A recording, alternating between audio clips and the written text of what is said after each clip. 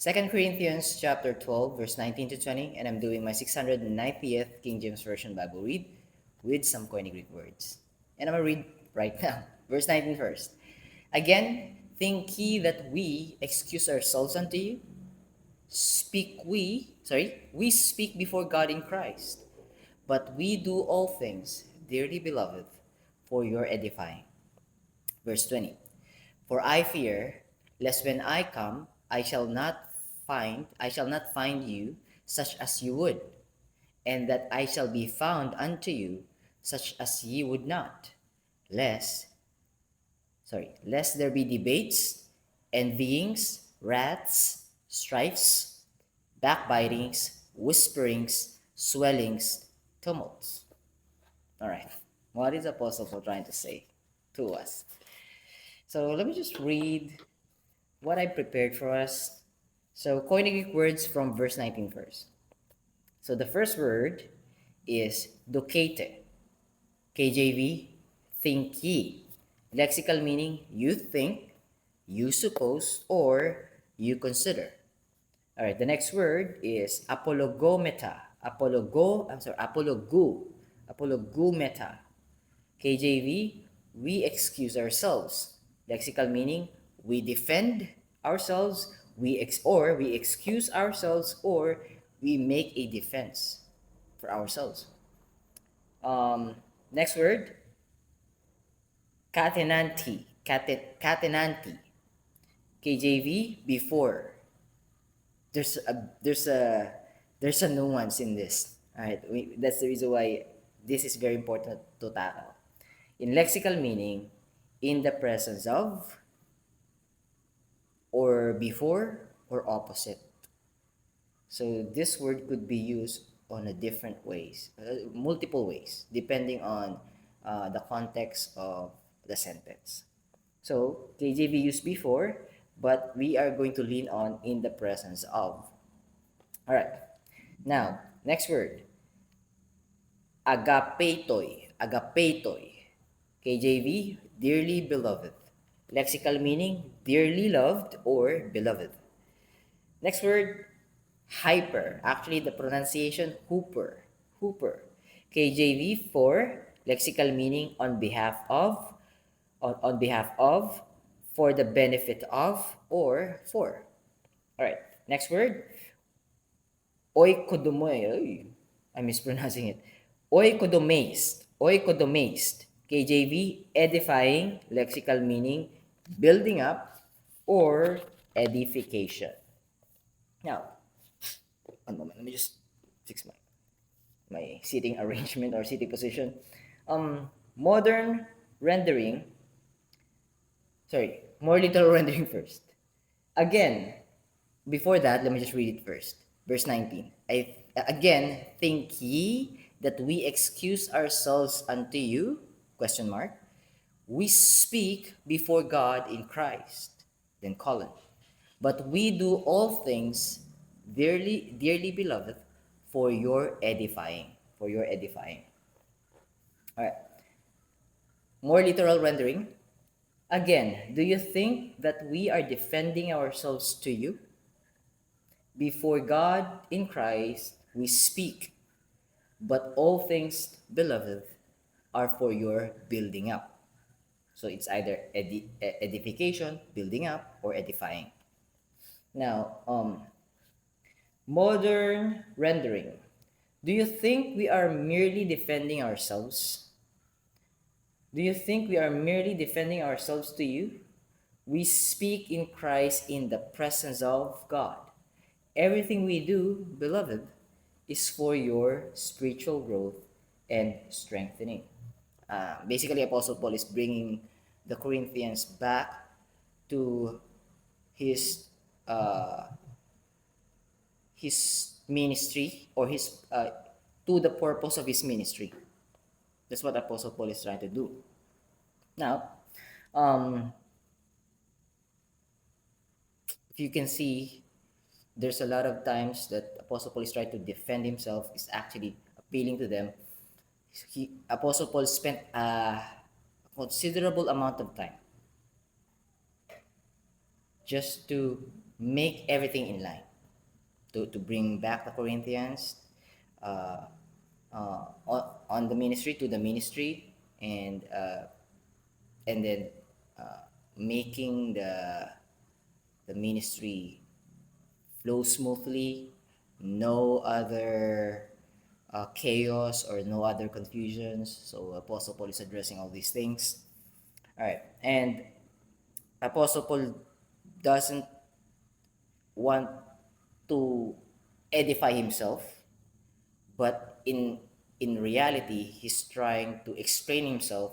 So it's for their edification or their building up, because if they are in line with each other with Christ, it's for their own benefit. Like what Apostle Paul said, before God in Christ we speak. So the ultimate audience of Apostle Paul is not the Corinthians, is not the false apostles, super apostles, or chiefest apostles, but God. But God. All right. Now, 2 Corinthians chapter 12, verse 20. First Koine Greek word, thelo. Thelo. KJV, I would. Lexical meaning, I wish, I desire, or I want. Next word, um, thelete. KJV, you would. Lexical meaning, you desire or you want. By the way, one moment, let me just... Yep. Just for clarification, I didn't record or didn't wrote down every single Koine Greek words in verse 20. I just picked those verse or those words, Koine Greek words that we haven't tackled before, and all those words that has a slight nuance. And also the reason why I left out some words, because it's just basic words, and if you do your research you'll find it that KJV almost got it correctly or got it correctly. All right, next word, iris. KJV, debates. Lexical meaning, strife or contention or quarrel.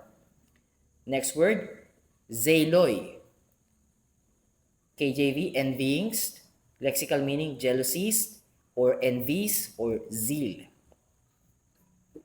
Next word is themoi. Themoi. KJV, wraths. Wraths. Lexical meaning, anger, wrath, or passions. So depending on the context, you could use either way or either words. You could use anger, wraths, or depending on the context, someone could use passion. If they are using the word themoi. Now the next word is irithei. Irithei. KJV, stripes. Lexical meaning, selfish ambitions, selfish rivalries, or selfish factions. And then the next word is katalalian. Katalaliai. Katalaliai. KJV, backbitings. Lexical meaning, evil speaking, slander, or backbitings. All right, next word, sithairismoi. Sithairismoi. KJV, whisperings. Lexical meaning, secret gossip or worshiping. Secret gossip or whispering. Worshipping. Sorry guys, I misread. And then the next word is physioses. KJV, swellings. Listen to this, swellings. Lexical meaning, puffing up.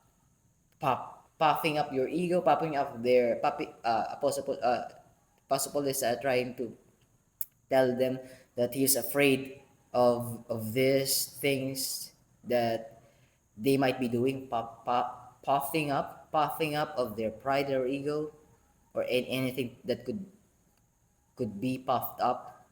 All right, anyways, puffing up, arrogance, or conceit.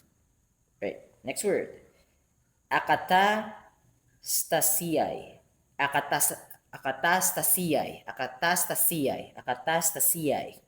KJV, tumults. Lexical meaning, disorder, instability, or disturbance. Again, just for those people that will watching this for the very first time, when I say lexical meaning, it means that the Koine Greek word, this is the meaning of the Koine Greek word in English.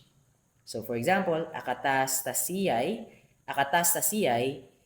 in English, its meaning disorder, instability, or disturbance, or disturbances, sorry. All right, just for clarification, I had to say that. Now, more literal rendering. But before that, I'm gonna read verse 20. For I fear, lest when I come, I shall not find you such as you would. Sorry, such as I would, such as I was expecting you to be or to behave. And that I shall be found unto you, that you'll be looking at me, or you'll be receiving me, or you will not find what you're expecting of me. That I shall be found unto you, sorry, voice cracking.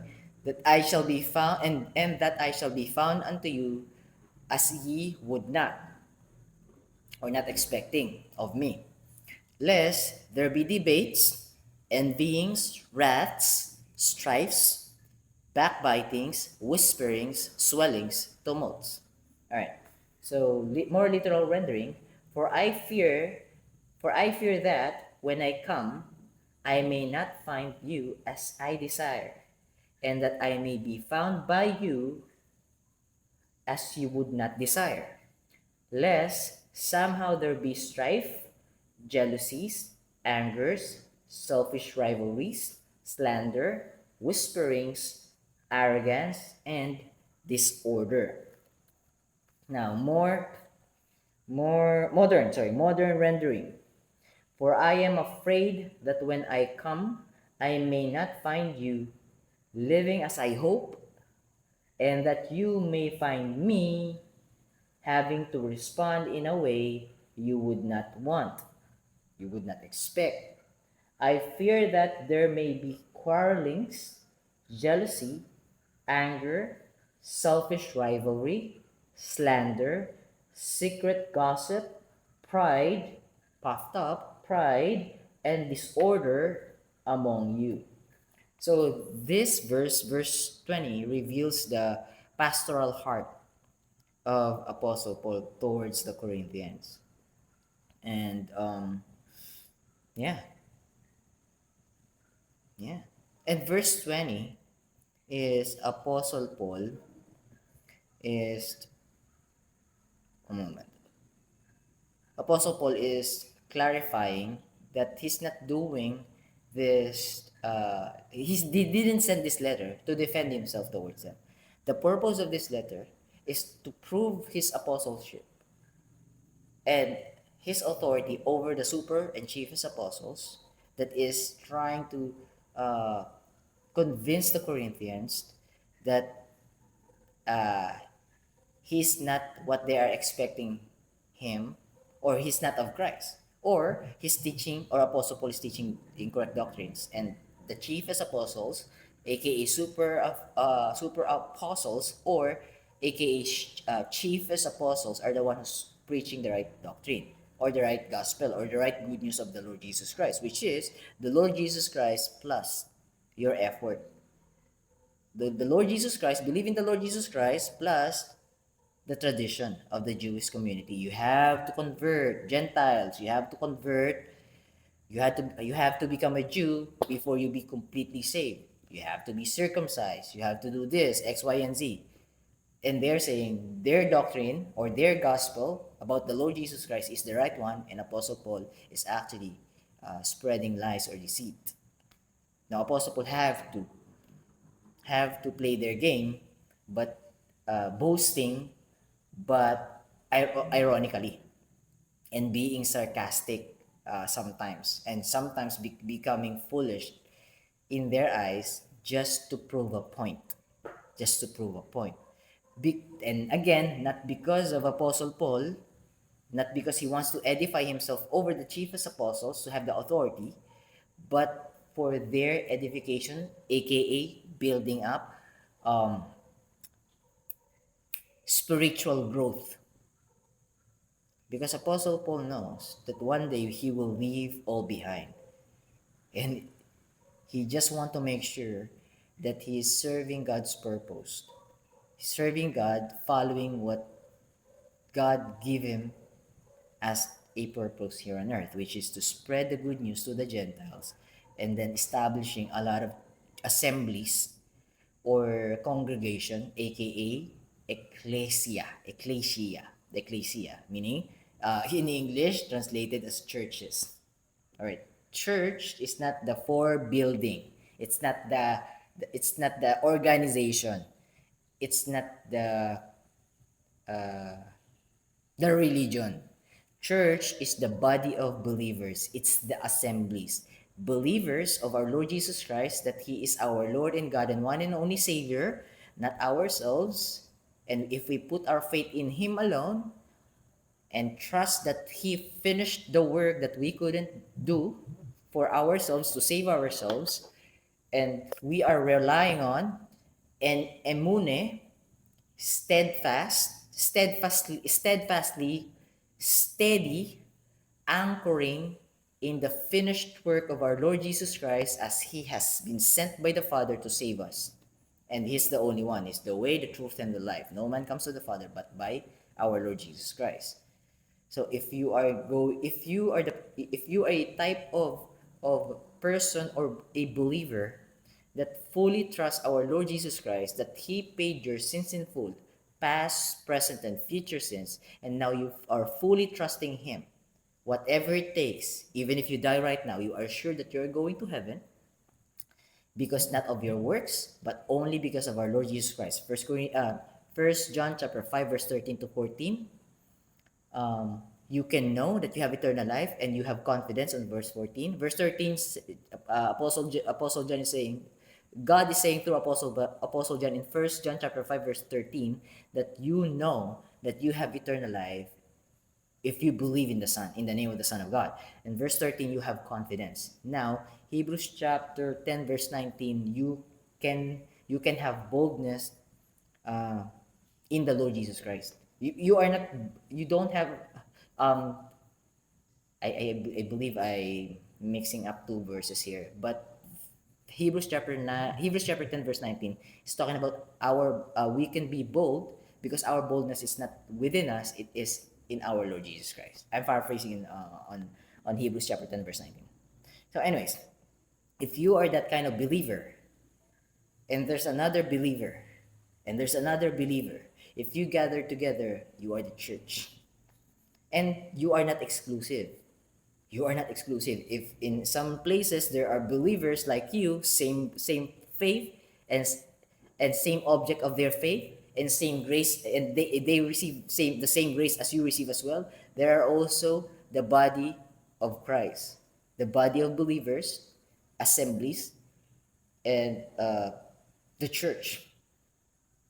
So it's not exclusive. If you have two disciples, or if you have a discipler, you are already a church, but you are not exclusive.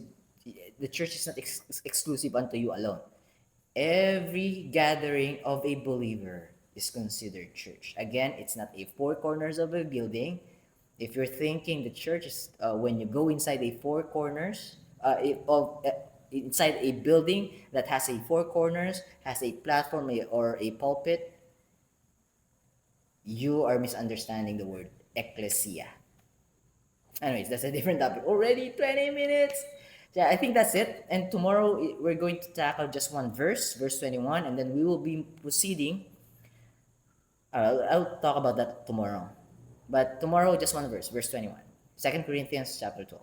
All right, I think that's it for me today. God bless you guys. Keep safe. I'll be seeing you tomorrow. Bye for now.